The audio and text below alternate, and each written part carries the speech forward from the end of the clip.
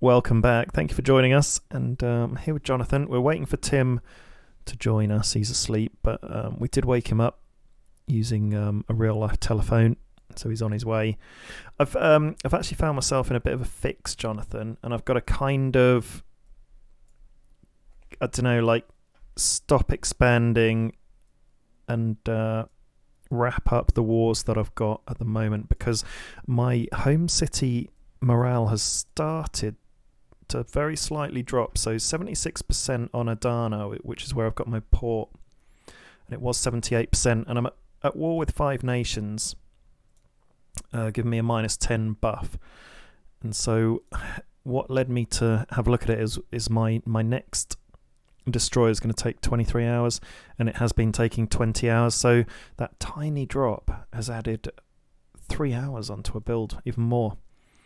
It's Ethiopia, Yemen, Oman, Transcaucasia, and then there's one other. Let's have a look on the diplomacy. I can't quite remember.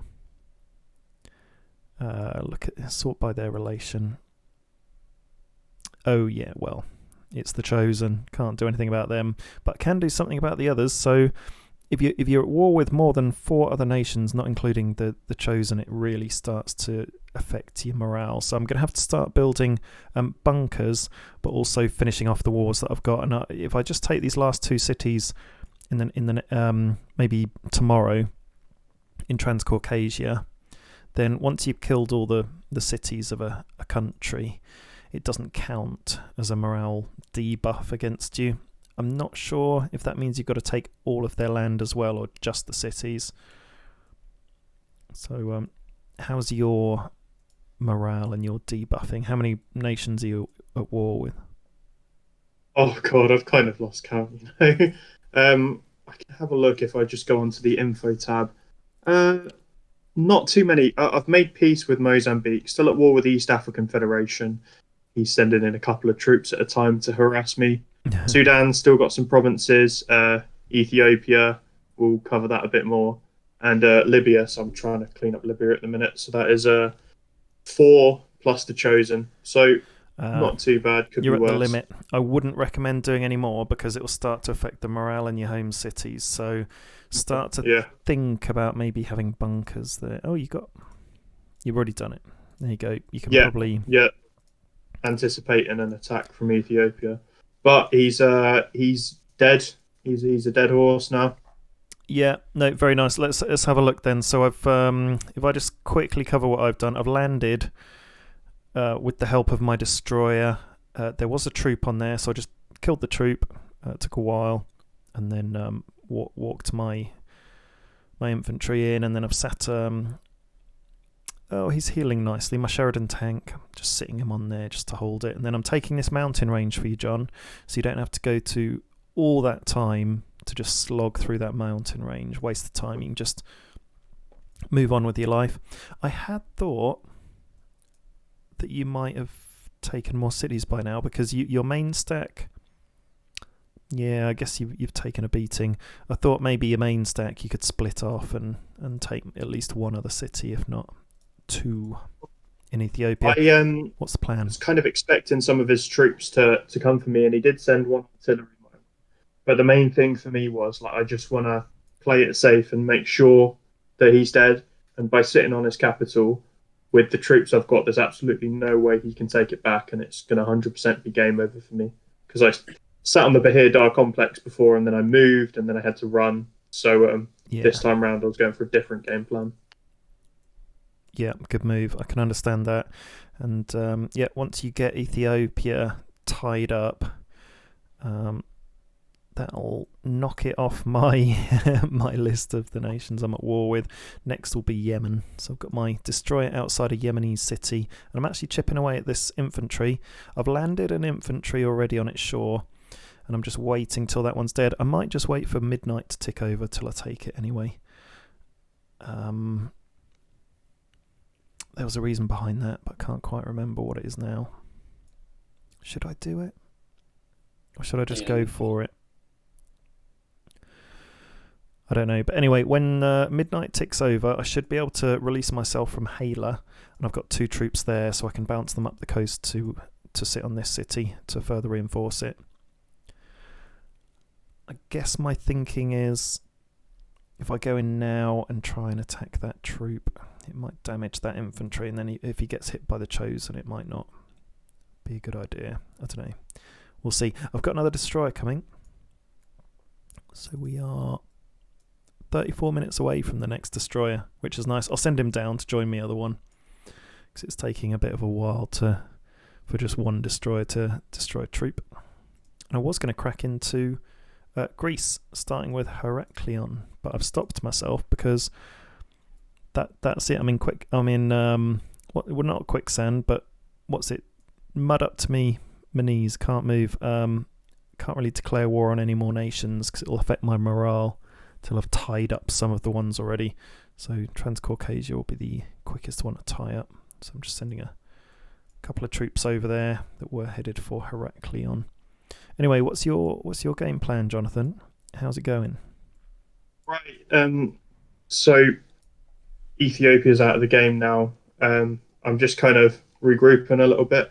I'm now focusing on some other countries, Libya and Sudan, because I've left them unchecked for so long. They've started wandering about. So I just need to clean up some of the land.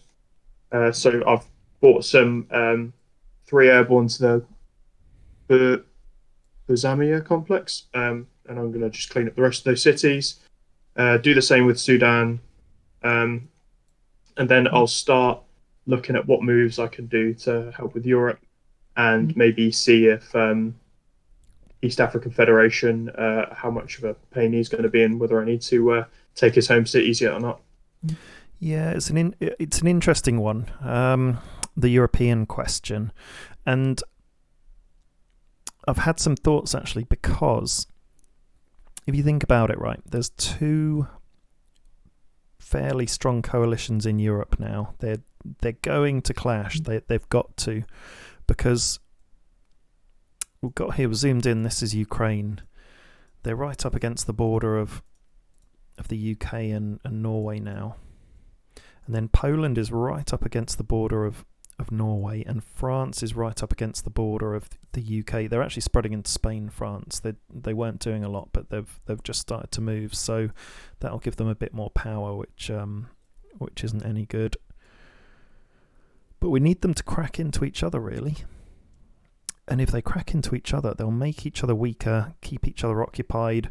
While they're focusing their war on each other, they're not going to be taking other cities and expanding and growing in power. So we've got an option. We could take our time going into Europe and just see what happens. And in the meantime, build our power and take over loads more nations to our south. You in Africa, Tim in the Middle East. And then, I can crack into Greece, which will give me a bit more cover on our west and your north, Jonathan. And I could join one of your fronts just to get myself a few more cities. Yeah, absolutely, if you wanted to do that. But what do you think? Because I'm just thinking, this is a bit like the vanilla game on steroids. You can't go to war with as many nations at a time. And if we go to war against 3 nations at a time in one coalition, then that would probably tip me over a bit at the moment. I think we will get some of these wars sewn up, but I also think you should look to expand your borders. Yeah. Because whether it's going to be in a week or in a few weeks' time, we will be up against either both of those coalition members or one of them. But it just makes things so much easier if you've got some land to lose, which isn't your home cities. So it's great that you're taking Transcaucasia, but I think you should definitely push into Greece and Greater Serbia as well, just as soon as you think is reasonable. Yeah, very good point. Well, as soon as I've finished with Transcaucasia, or one of you guys has probably Yemen will be next, because Oman's got quite a lot of land. So, and then shortly after, hopefully, it'll be then Ethiopia and Oman. Those are my enemies. Once Transcaucasia's tied up, I can move over into Greece, and then when I've done Greece, I can move into Greater Serbia. And if more gets tied up, I can just start another front, maybe either in the Middle East or Africa. Maybe, but I may need to then just start to focus my troops in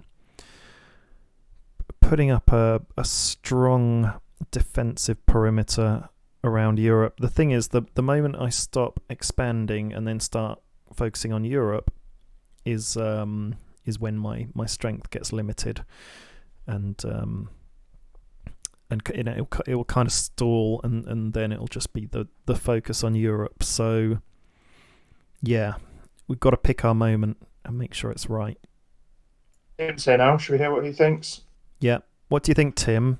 Did you hear those tactics? Yeah. I think my job next needs to sort of be extending the eastern border a bit more, finishing off Oman, all that stuff he took in Iran. Yeah.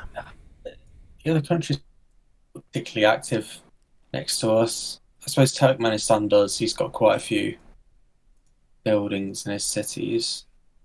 Yeah, and he's starting really to clean up. He's expanded a little bit, but not a lot. They're all pretty. They look like easy-ish targets. So yeah, they should be. Yeah, maybe me and you could go through there, and one could take the sort of the southern road where Pakistan and Hindustan, and then one can take a more northerly road where you get into Turkmenistan and Afghanistan. Yeah, sure. Because that will be quite a lot to bite off. It widens out the front quite a lot, and then whoever goes south can then crack into the Marathi Federation and then Greater Tamilakam. Yeah.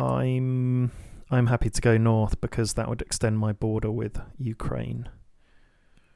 I'm just thinking as well, like you mentioned cracking into some parts of Africa with me. If you wanted to help me push west into Algeria, then ultimately you could look to take Spain. And that way you'd have another angle attacking Europe.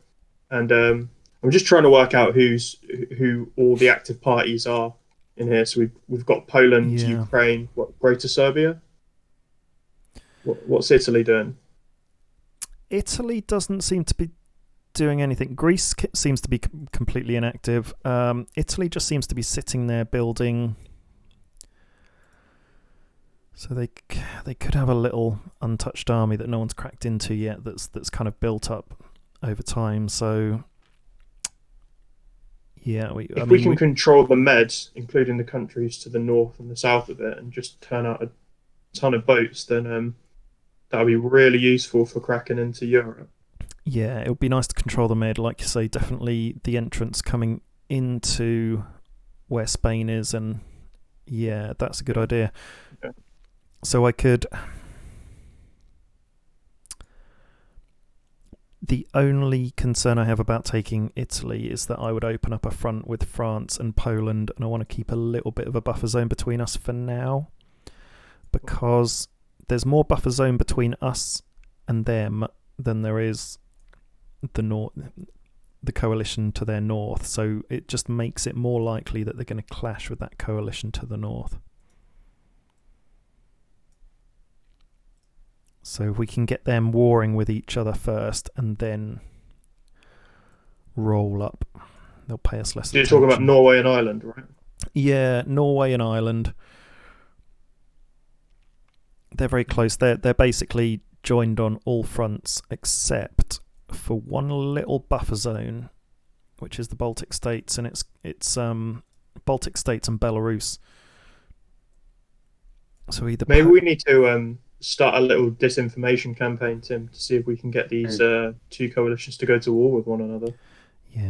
Yeah, but beats tread lightly. But yeah.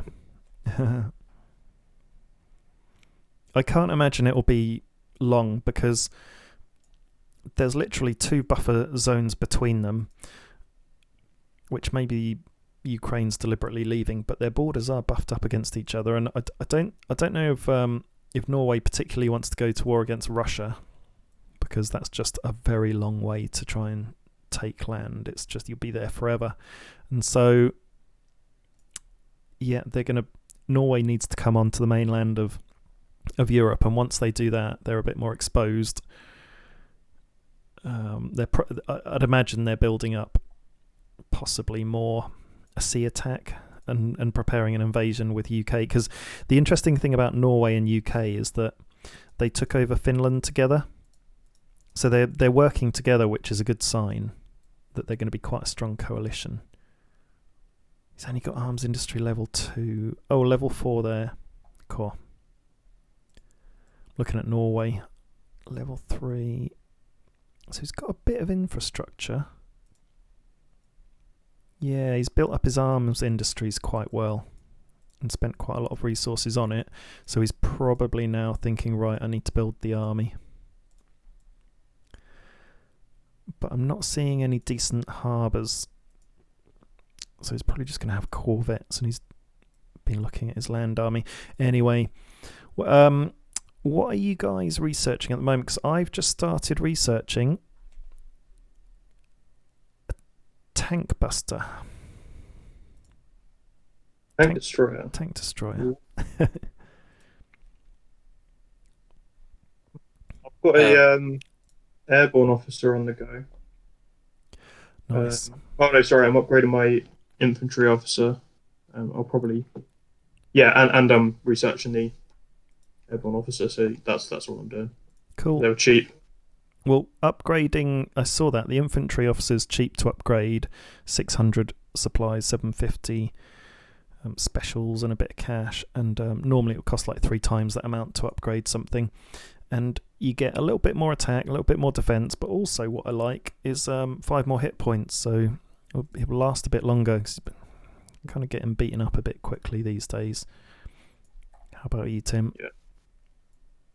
At the moment, I've almost finished infantry upgrade for level 3, and I'm researching the assault leader as well. And then tonight, I think I'll upgrade my recons to level 3, and then they can air assault along with my airborne infantry. Very nice, very nice. So you two are going into airbornes, right? The reason I'm going for tanks, the fighting vehicle and the tank destroyer, is that once I go into Europe, it is pretty much land-based. So that's the theory. But I know your airbornes, they don't need ports or anything, so they can just bounce straight over. They're very good at taking land. Very good. Yeah, I guess that would come in useful for mountains. Well, if you guys have that specialisation, then I'll have the ground units, and it'll be a really nice mix and complement each other, I'd imagine. So I'll have the big guns if they've got any big stacks. You guys can land mainly in the long term. I'm going to have rocket launchers as my main powerhouse, and the airborne will just be to kind of like clear up behind them. But I will be focusing more on the ground units. Oh, I'll tell you what I'm building as well, because it's quite interesting. I've kind of thought I need to go along the route probably of actually getting a bit of air defence for my boats, and that's going to be involve going along the frigate route. So I'm kind of shelving the cruiser for now. I think that's the smarter move, because if I send a load of destroyers, say, I don't know, to just, for example, I probably won't, but to harass a Ukrainian city that's on the sea, I'd probably be reachable by Poland, by Ukraine, Poland, and France's air force. They could just send all their, it would only take a few strike fighters, like a handful, to probably take out a couple of my destroyers. So I think I'm going to have to go for some frigates and get the air defence buff on those. We'll have a look. So frigates give you 6 air defence, but destroyers give you 2, so they're a bit more vulnerable. And I've researched the mobile SAM, but but I'm just upgrading my army bases now. So army base level 2 on Istanbul, so I can pump out tanks there. And then army base level 3 in my domed city, my home dome. And then I've got another destroyer lined up to build soon. So this one's ready in 20 minutes, and then I've got another one to build pretty much straight after. And then after that is built, I'll start building some bunkers on all my home cities, I think, because when you build a bunker, it gives you a morale boost, and it's 5 points. So that means you can go to war against another couple of nations if you've got bunkers on all of your home cities. So that'll be good. Tim, you're headed toward the Chosen in Yemen. So you're going to take that. Are you going to extend yourself and go to the city next to it as well, and just take them both and sit a couple of troops on, or not? Yeah, I could do. I was sort of wondering if you might want it. I can grab it as well. Oh, it's fine. You go for it. Because I've got I'm going for one, aren't I, with my destroyer? Oh, great! You're taking out that loose troop from Yemen. Yeah. There was a Mexican standoff there for a while, but you're going for him, and you're taking the other Yemenis troop out with your corvette. Nice, and that'll leave one city to go for. And I might be able to use. I could possibly use my 2 troops that are on Hala to go for that Yemeni city in the corner, unless you want it. Either way, it doesn't bother me. But then we can have Yemen probably tied up by sometime midday tomorrow. It depends how long my troops take to go over here. Let's test it. So when midnight hits, I can move to Al-Hayuda, and it'll take 12 hours. So yeah, midday-ish tomorrow, we'll have Yemen tied up. And then the moment that happens, I can start attacking Greece.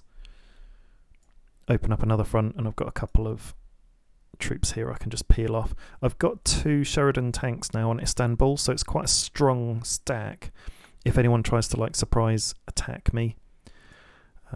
They've got 8 attack against troops, 5 against tanks, so that's 16 and 10. Plus I've got a combat recon, and I'll have a troop, and I've got bunkers there. So it's a minus 33 attack on the enemy if they... that's strange. So I've just built my destroyer, but when I last checked, it said it still had 20 minutes. So it's found 20 minutes from somewhere. It must be just on the edge of the morale affecting it or something. Okay. Interesting. So the destroyer's coming down. Oh, Jonathan, it reminds me, I saw your corvette earlier today take out a transport ship from Ethiopia. Yeah, I kind of saw that one coming, so I was patrolling around the area. Okay. I've called everything he's done, and I was just looking at the newspaper. Casualties since the beginning of this conflict: Ethiopia 9,398, and Egypt 2,074. So I'm pretty happy with that ratio. Where do we see that? I saw it by going to the newspaper and going under myself, under all. It'll be somewhere, somewhere okay. down there. Yeah, fine. Well, I'll have a look at the newspaper and see what I've got on myself. Okay, it's just reporting casualties. Turkey. Yeah, it'll tell you what troops you've lost, the timestamps for when you're invaded or when you invaded, and if you've got a big block of a battle, then at the bottom it will tell you the stats on the numbers you've lost on each side. Oh, great. Yeah, that's cool. Brings up some interesting questions as well, as you can kind of quantify how big a single unit is. It's not just a single soldier or a tank. Each one represents a platoon or something of maybe 500 or so. There's not much news for me, but yeah, it does say Ethiopia 438, Turkey 776. So I've got good ratios as well. So long as you're... Oh no, that's casualties.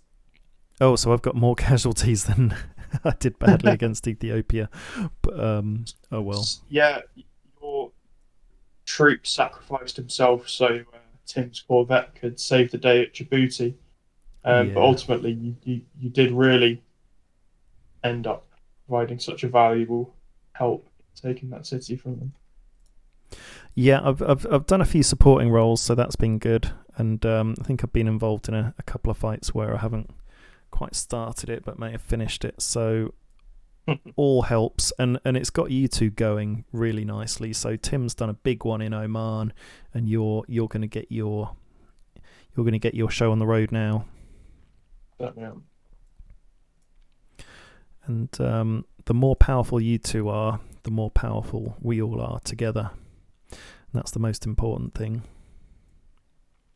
Oh, got the hospital up and running. Yep, I've sent over a troop. Let's check out what people have got. First patient. So Tim's got a really battered motorised infantry. Came in with 1 health, now 1.4. So the healing's working. And then you've got like 3 basic airborne troops, so that's good. Got my plane, 5.2 health, so that's just resting up. And there we go, there's your troop. So you've got 1.9 health. That's pretty battered, that one, almost dead. And then my got a couple of combat recons and my infantry officer. It's actually just from fighting Libya. Yeah. Sent in a troop to them. Well, it's great because you save your troops and then send them over to the hospital, and then before you know it, they're healed, and you've got another stack ready to roll once they build up. The hospital became active once it hit 40% complete, so that was good. And I've got another one stacked up to start building level 2 in 4 hours. So that's really good. At the moment, we've got 2 hit point healing per day. When I build the next level, it'll be 3 hit points per day, and we'll just keep leveling it up so we can heal our troops pretty quickly and get them back out. That can be really valuable in itself, can't it? Mm. And also, it does give us a little bit of a wounded army to mobilise in desperation if we need it, if the homeland's ever invaded. If Europe do a surprise attack, I want to get a destroyer about like near Samsun in the sort of middle north of my country, because there's not a lot of defence there at the moment.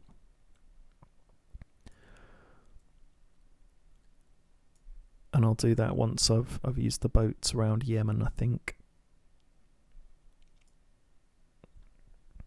Okay, so looking good. That's a good update for today. Any other thoughts, boys? I don't think so. I've just noticed I've just noticed a little island off Yemen. I'm going to have to get with an airborne. I'm glad you said that. Yeah, I was going to say, I noticed that earlier and I was going to mention it. You could just use one of your injured airborne, couldn't you? Just send them over now. Yeah. But do they drop off your list when you've taken every single part of their territory, including any islands, or is it just the cities? Has to be all of their territory. Oh god. Well, it's good that you've got your airborne, then you can activate one for that. Yeah, it doubles up as naval infantry, which is just another bonus to have on the road. Yeah. No, that's cool. And I'll need your help then taking some islands in Greece, but we'll do that later, you know. I can hop around tomorrow. I could reach some of them just from one of my home bases. Try mopping them up after I've taken all their cities and their land, so that you're at war with them for a minimum period of time. Yeah, because it will debuff you. We've got to be really careful about that and not go to war with too many different countries at once. 4 is the limit if you've not got all of your home cities covered with bunkers, and then I think if you do have bunkers on all of them, 5 might be okay. Might be able to stretch to 6, but I'm not sure. But then all your occupied cities, I don't know yet, because the morale's still rising on those, but they'll hit a stalling point at some point. Okay, well, on that note, we've had a cracking episode. We'll see you back tomorrow night. And thank you for watching. It's goodbye from me. Goodbye from me. Goodbye from me. Over and out.